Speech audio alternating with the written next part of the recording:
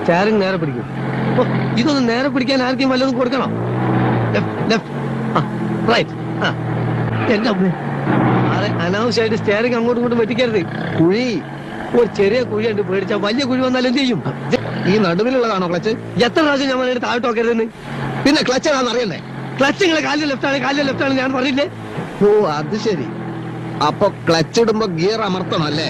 ഒന്നാം ഘട്ട clutch കുഴിച്ചിടുമ്പോ gear വലിച്ചൂരെടുക്കണം. അപ്പൊ ബ്രേക്കോ? ബ്രേക്ക് ഇടുന്നതെല്ലാം കൂടി പണ്ടാണ് അടിക്കാൻ ശേഷം. ഇത്ര ബുദ്ധിയില്ലാത്തൊരു മനുഷ്യൻ എങ്ങനെ പഠിപ്പിച്ചെടുക്കാനാ? അധികം ചൂടാവൊന്നും വേണ്ട. അങ്ങനെയാണെങ്കിൽ നിങ്ങൾ ഇഷ്ടം പോലെ അങ്ങോട്ട് ഓടിച്ചോളി. നിങ്ങളോ? അല്ല, സാറിന് തോന്നിയല്ല അങ്ങ് ഓടിച്ചോ. ഞാൻ ഓടിക്കും. ഞാനേ പോളിടെക്നിക്ക് പഠിച്ചതാ. യന്ത്രങ്ങളുടെ പ്രവർത്തന രീതിയൊന്നും താൻ എന്നെ പഠിപ്പിക്കണ്ട.